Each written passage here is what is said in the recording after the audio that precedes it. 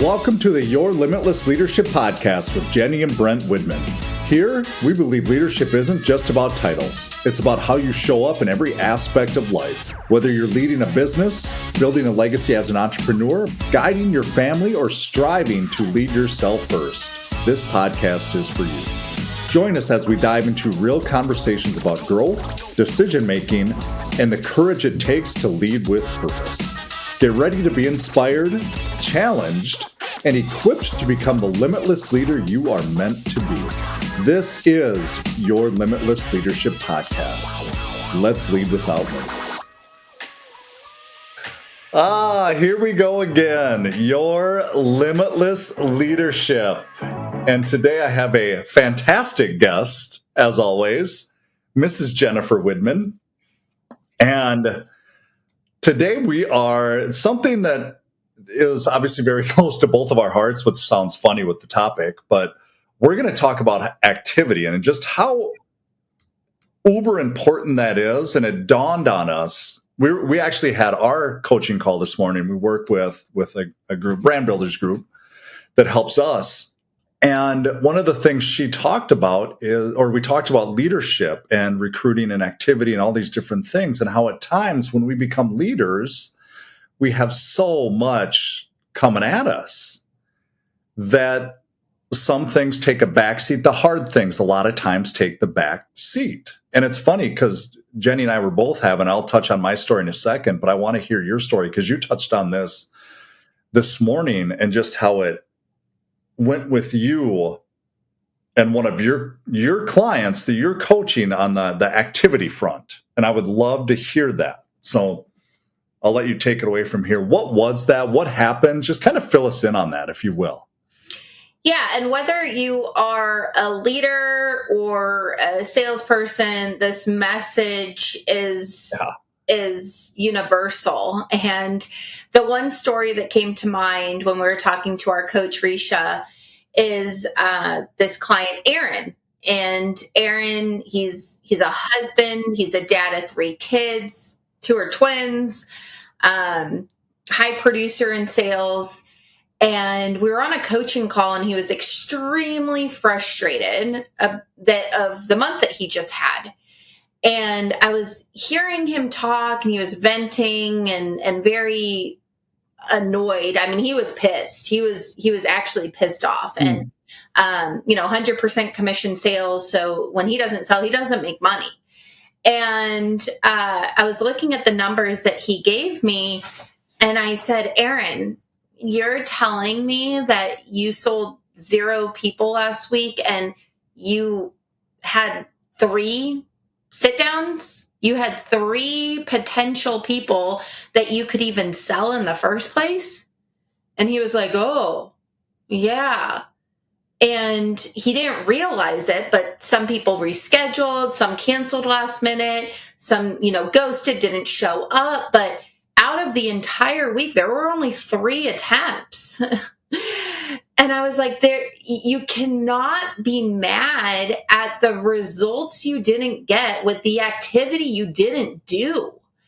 And it was this huge, aspect that we cannot control our results, but we can control what creates them. And you can control how much you get on the phone. You can control how many people that you're prospecting. You can control what you're doing in your day. And when we were analyzing what the data looked like and what what was happening, he became aware of this and he had to accept it. He didn't realize it until it was, shoved in his face. And so many times as leaders, I feel like we get monotonous. We do the same things. We call the same people. We try to do things the same way because it's been working. And then when you look at your week and you look at what you actually were what recruits you were actually in front of, or what people you were actually in front of to be able to sell, it's not as many as you thought happened. So that was his huge epiphany that he had on the side, that we have to make sure that there's this one activity Like, we have to make sure that there's this one thing. We call it at Your Limitless Coach, we call it the momentum metric. And it is the single most controllable activity that drives all other results. And we help you identify it and track it and master it so that it becomes inevitable that you're going to do it. But every organization, every person has that one master metric, the activity that when you do consistently, that your your outcome will follow, the results will be there because you're consistent with this momentum metric. So that's the one thing that I wanted to share. It's like you can't be mad at some of this, some the results when the main thing isn't the main thing. You just hit it right there. You can't get mad at the results if you're not doing the work to get the results. There's only one thing to be mad at, and that's yourself. And that's it. Does it goes? It's as basic and as simple as this sounds. There's so many different stories and nuance. Like I was just on a call with a complex leader of a large financial institution. He's telling me about his leaders and how they haven't recruited as many as they should. And it's as simple as meeting with one person literally every week, 4 people a month. And he said he has one leader that's meeting with 2 people a month and the other ones aren't even close. Wow. And it's an activity thing. And again, it goes back to, and I'm not going to apologize for this. I'm not going to say it bad, but when we're leaders, making phone calls and recruiting is for some people, we love it. We absolutely love it. And if we start taking the onus off, I have to make phone calls, it's uncomfortable, and start putting it on, I'm giving the person an opportunity to work with me. I'm giving that person an opportunity to maybe become my best friend. I'm giving that person the chance to be part of something that maybe they're not a part of right now. It goes back to when we're thinking about making the phone call and we're thinking about being uncomfortable, we're thinking about ourselves. And maybe that's why you're smiling, because you're thinking about that, but that's as simple as it gets. And I go back to the master metric. Years ago, one of the things I prided myself on is, and Jenny and I have talked about this, I simply just work harder than other people. I made more phone calls than other people did. But there was a reason I did that, because I knew that if I made more phone calls and worked harder here, that years from now, and Jenny makes fun of me for this all the time, the amount of people I know that I talk to, that I get in front of, that are part of my world, etc. You always have people out there, Brent. You always have. Well, it's because you're doing the activity to get to. Now, there's a fine line here that I'm trying to tell you, that eventually I became a dial dummy. I made phone calls just to get the tick mark. I didn't get paid for dialing. And here's the master metric that you're talking about, master motivation. I get paid to talk to people. All of us do. In sales, we get paid to talk to people. And I stopped keeping, now there's two lines here that I know I'm rattling here, but stay with me. I was told at one time, you have to track your numbers, because if you're not tracking it, your team isn't going to track it. So again, when you're a leader listening to this, you need to track what you're doing. Because if you're not doing it, they know. What I did is I started tracking just conversations, because I didn't want to be, I noticed I was self-aware. I didn't want to be a dial dummy anymore. I just wanted to track how many people I was talking to, because that was my master metric. That is what was going to give me rich people problems. Let's call it what it is. And it changed everything, because I just focused on that. And what you focus on, you get. But you also got to track this so they know as well. And I think that's kind of where we're going with this is, you touched on it, is tracking. So if you're looking at this, Jen, what do you think, if I'm a leader, what are the most important now, being that most leaders that we work with, or in any industry, we have to recruit people. That can be hiring, that can be developed, that's recruiting everywhere you go.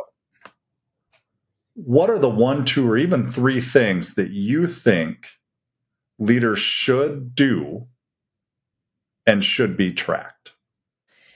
Oh gosh, I guess I'll answer that question, but to make a comment on what you just Yeah. shared too, I've had that objection before. Well, what I'm tracking isn't the same as what my people are tracking, and I'm like, good, it shouldn't be. Like, you tracking the people that you are recruiting and the conversations that you're having with recruiting is still a momentum metric that they can be tracking for people that they're sitting down with to sell.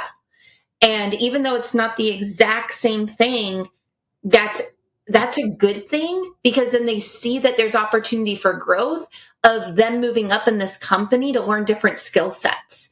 However, the momentum metric that you are tracking is still the most important thing you can be doing as a leader, because it shows that you're leading by example. Now, the metrics that every leader needs to be tracking in terms of, you know, growth, not the operational side and revenue and all that type of stuff, just on your day to day, it's we need to be spending your time making sure that you are helping your people the best you can. So, Mm. um, not to mention the obvious, which is the number of people that you're recruiting and the conversations that you're having with potential recruits, the lunches, the coffees, the stuff that you're going on, the conversations on the phone, VIP conversations, all of those things. Yes, that is by far your wheelhouse. The other side of things is your one-on-one conversations with your people. Now, if you are a leader and you have other leaders, all of your other leaders need to have a one-on-one with you, and that's something that you are tracking that is an income producing activity. Another thing that I would be saying is the number of referrals that you're getting for a team member approach. When you are a leader and you are recruiting people that are in the network of your people already, it is the easiest recruit that you could have. 1 in 3 of those people are going to work with you. So if you are not tracking the number of team member referrals and team member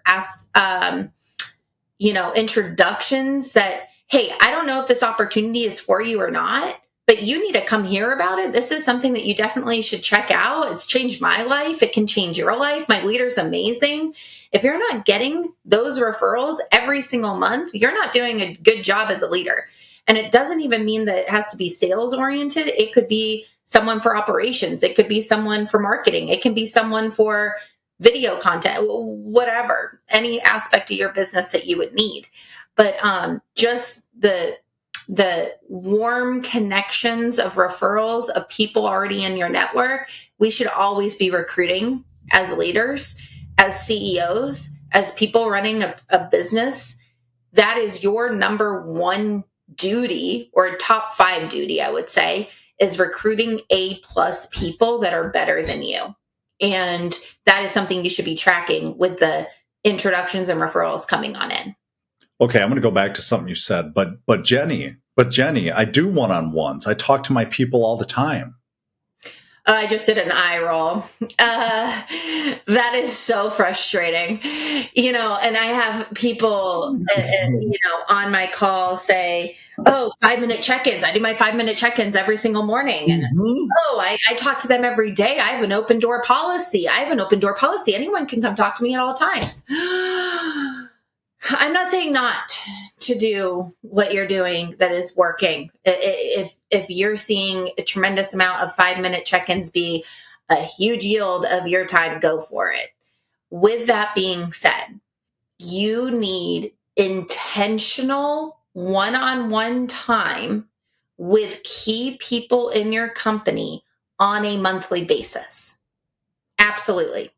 It is time to connect. It is time to rapport build. It is time to dig in on the wins and what's going well, and for you to give them affirmation. I mean, affirmation is free currency. When you can look them in the eye in a one-on-one meeting and say to them, hey, you did such an amazing job last week. You've really lived out our value that we have here. And I want you to know, I saw it. I noticed it. Thank you so much. I truly respect you. That goes such a long way. people will open up even more when you do that in a one-on-one setting. And then you can get into, hey, well, I've noticed you haven't been yourself lately. What's going on? What's happening?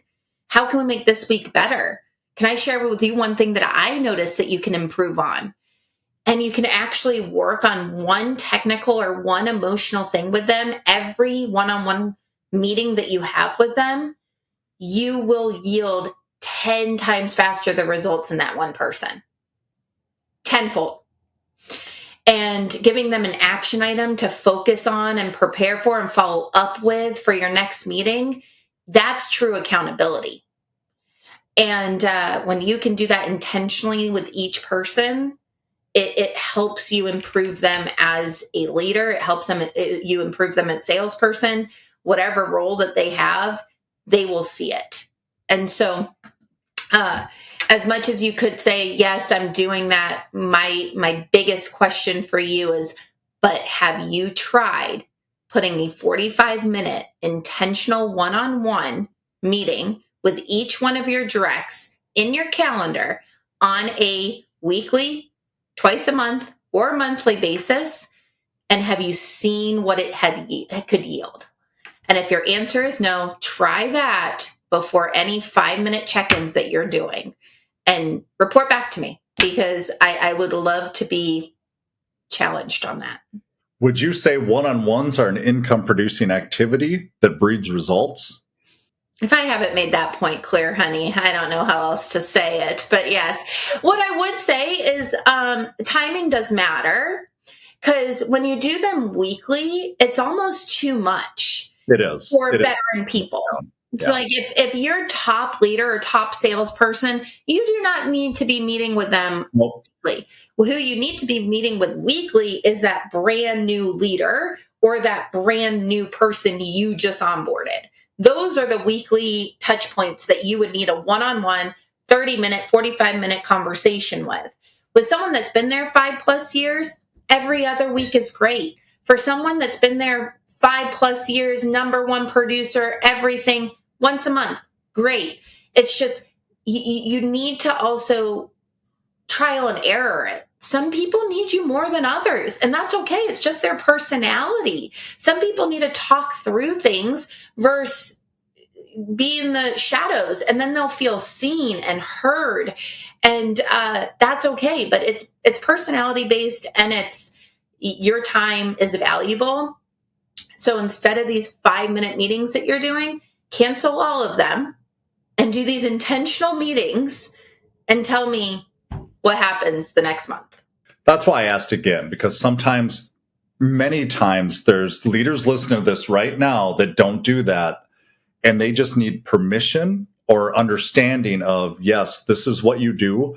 This is why you do it, and this is how important it is to do it. And we don't understand that it is an income-producing activity. We think it's just another meeting on our calendar, but you're guiding, developing. The other thing this leads into that we didn't even touch on yet is you talked about team member referrals. Mm-hmm. How many times do leaders say, well, I just get referrals?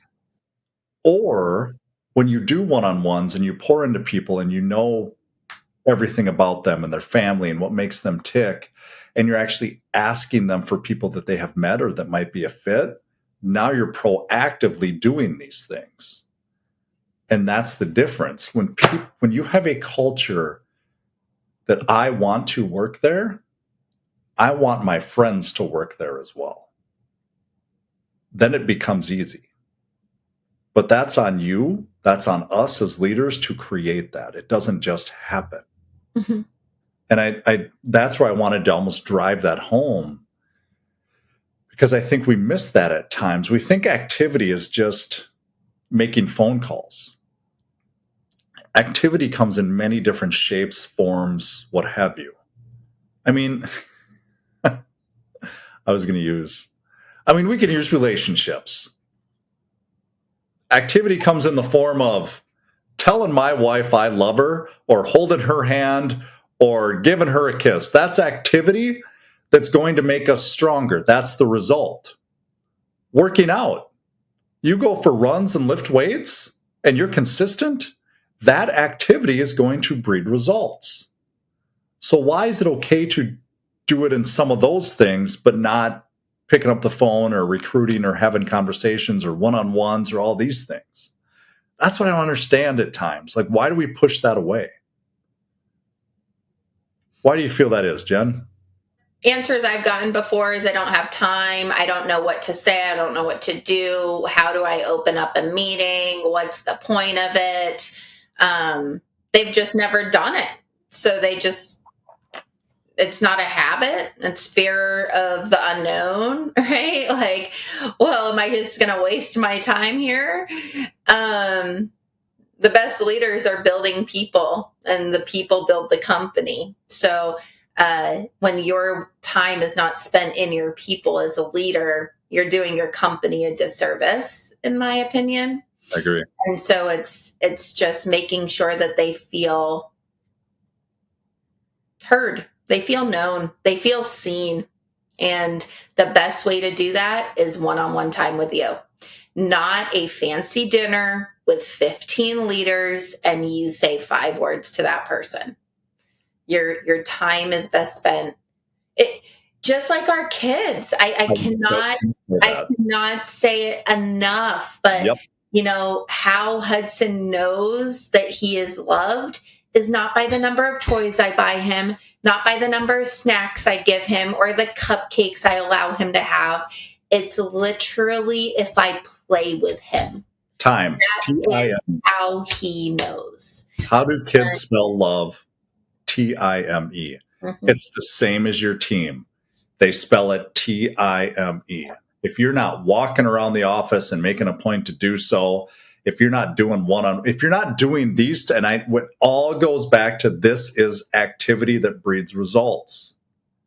It sounds really basic, but how often, I literally just heard it 2 hours ago,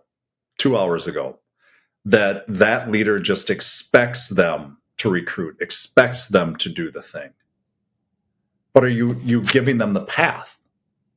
Are you teaching them how? Are you walking through tools and places to go? Mm. Do you know what their pipeline is? Are you talking about language, verbiage, scripts? Are you making it easy for them to in turn build their business that leads into your business? And that's why that's activity that breeds results. I keep going back to that. It's not just picking up the phone. It's all these other things that lead into it. And if you're not doing that, when you're listening to this and you're going, oh, I need to start doing that, instead of just listening to it in your car or whatever and taking notes and not doing anything with it, take 2 things and go, this is what I'm going to implement today. I need to start doing one-on-ones. I'm going to send an email or text message to all of my team members or my assistant to make sure all my one-on-ones are scheduled out for the next 6 months or to the end of the year. Done. And we can worry about what to say later, what to ask, what goes into it. This is their time to talk to you. Like, those are the simple things that we work on. I don't know. I saw your eyes light up when I said something. I don't know if you remember what you're going to say, but yeah, I that's the first part of it, right? Make sure they just happen, put them on the calendar, all the great things. That first conversation just needs to be about them and their goals. That's all you need to find out. What are their goals? Is it an income driven goal? Is it a recognition goal? Is it a title goal? Like, we need to understand what drives them. And then from there, one of the exercises that we teach here at Your Limitless Coach is called PACE. And you need to pace them towards that goal. And all that means, P is precision over guesswork. So just like going into a doctor, you're not going to go into the doctor and say, I'm sick, doctor. I'm sick. Prescribe me medicine. Thank you. Well, the doctor has no idea what to prescribe you. No idea. We need to figure out what to prescribe this person. So with that being said, we need to reverse engineer whatever goal that they have into income producing activities. Maybe it's 5 recruits for the year.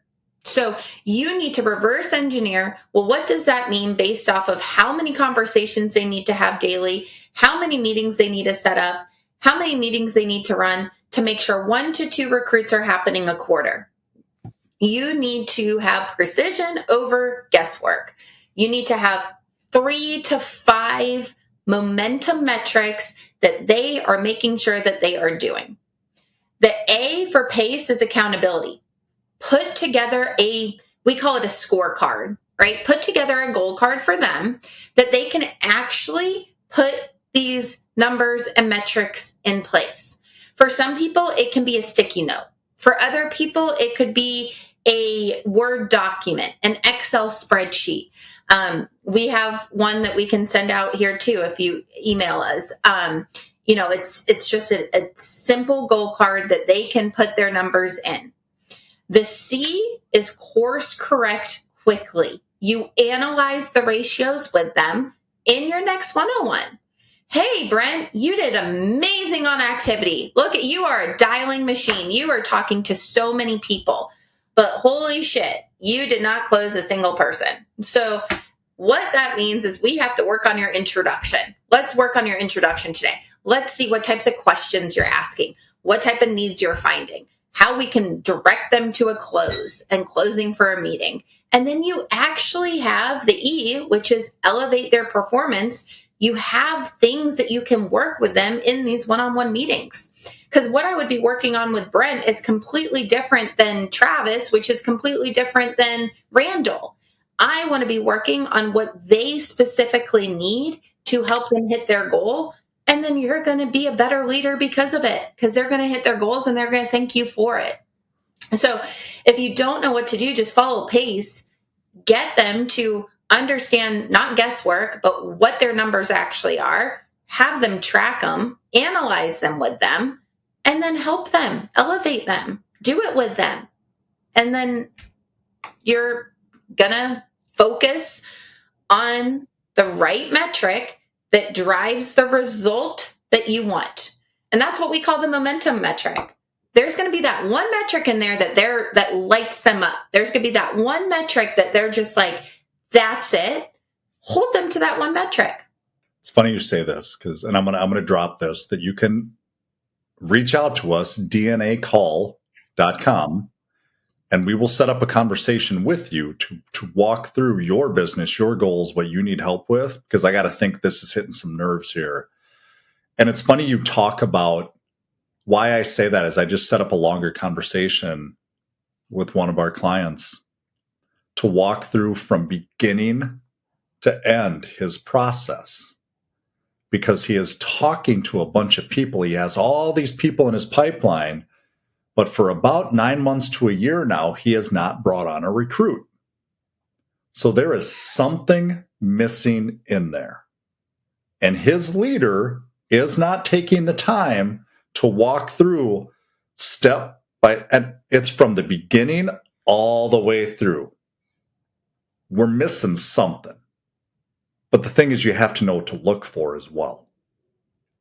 Are they doing the things? Are they asking the questions? Are they guiding them to make a decision? Are they moving them to the next appointment? What are they leaving on voicemails? Are they leaving voicemails? How many times are they calling? What do they do when they get a referral? How do they ask for referral? It's all these different things that we need to dissect that takes time. But if you're not having these types of conversations, you're not having these types of conversations. I mean, well, you're just going to the doctor's office and saying, I'm sick. You're not explaining, I have a head cold. I've had a fever for 5 days. I literally feel like I have no appetite. I can't eat. I can't smell anything. I can't taste anything.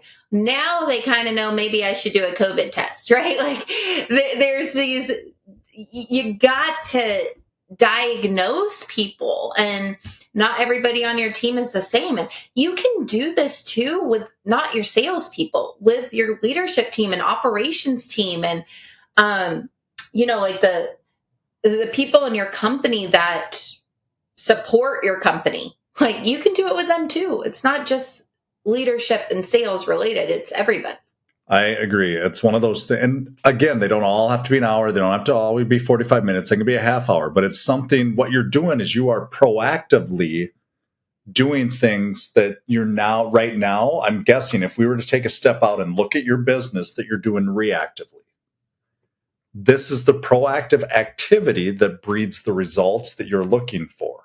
Mm-hmm. And if you're not where you want to be, we need to take a good hard look at what you're doing or not doing in that case. That's what changes things, not just hoping that it does or blaming it on other people, or I don't know. What you expect and what they expect are two drastically different things if you're not communicating. It's kind of funny that a lot of this comes back to communication, solves so many issues. But I don't know. I see far too many leaders get to a point that they are doing good. And to know what you're actually capable of and not just rest where you're at. Little things, and I guess I shouldn't say little things, big things like this change the whole direction of your business. They do. And so makes your culture better. It makes you more money.